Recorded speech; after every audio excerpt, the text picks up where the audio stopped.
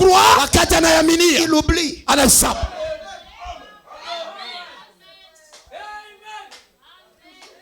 Mes amis, j'aime ça. La parole est supérieure à la prière. Ça, je le croirai jusqu'au dernier jour de ma vie. Est-ce que c'est pour autant qu'on ne va pas prier? Mais pourquoi nous prions? Parce que nous ne sommes pas encore au niveau de la parole. Voilà pourquoi quand vous rentrez dans Dieu, Amen, vous ne verrez nulle part où Dieu priait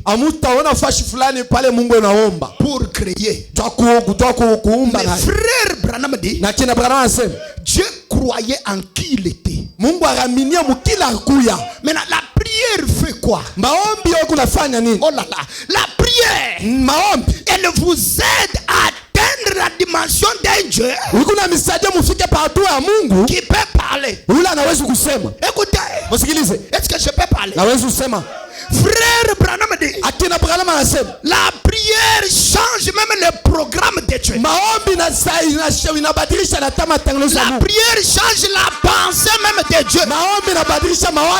Si la prière peut changer la pensée de Dieu, Dieu pense que tu vas mourir après 2 ans. Ta prière change ça. Dans d'autres termes, la prière que toi tu fais, je ne sais pas comment tu vas la faire.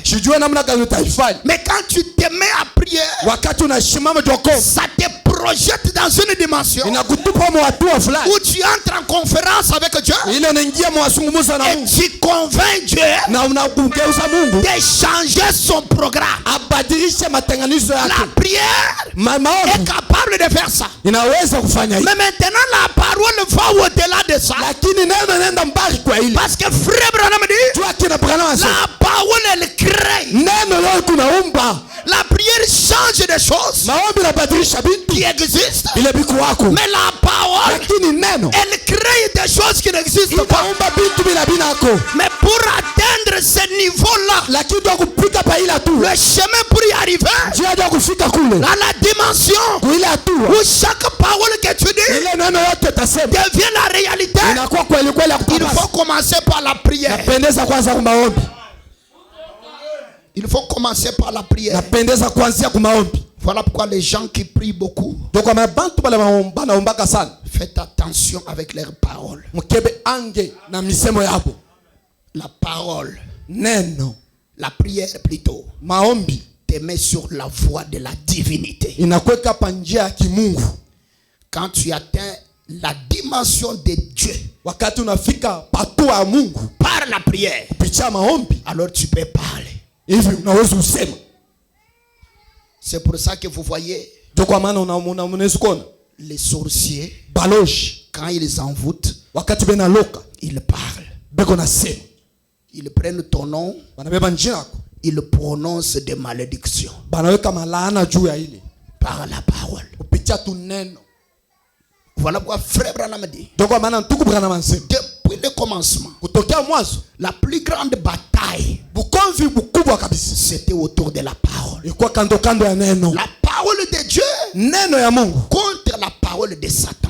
Frère Branham dit, le diable a ses ministres derrière la chair. C'est la guerre de la parole. Au niveau de l'interprétation, au niveau de la transmission, qui peut dire amen. Voilà pourquoi quand Dieu crée l'homme, il est 3. Il crée l'âme, l'esprit et le corps. Maintenant, il y a des bénédictions que Dieu met dans l'âme, que on ne peut pas voir. Si un frère a été visité par Dieu dans son âme, hier Même si avant-hier il couchait avec des femmes. Mais comme Dieu l'a visité hier, tout le monde continuera à le considérer comme un païen. Mais aujourd'hui, entre lui et Dieu, il s'est passé quelque chose. Personne ne peut voir ça. Ce n'est pas écrit sur le visage. Qui peut dire amen? De la même manière, l'âme peut être maudite. La sorcellerie dans l'âme. Tu as la sorcellerie. Tu peux venir ici. Tu donnes des prophéties. Tu chantes bien. Tu donnes beaucoup d'argent. Tu prêches même bien. Parce que écoutez, la sorcellerie c'est dans l'âme. C'est pas dans l'esprit de l'homme, mais c'est dans l'âme. Mais tous les dons de l'esprit sont dans l'esprit de l'homme. Donc quelqu'un il est sorcier dans l'âme, mais comme le don de prêcher est dans l'esprit de l'homme, dès qu'il se met dans les conditions d'être loin, et qu'il a la connaissance, il va parce que les dons c'est s'écarter du chemin. Il prend les écritures, il les démontre, l'onction descend, et puis les gens applaudissent. Mais tout ça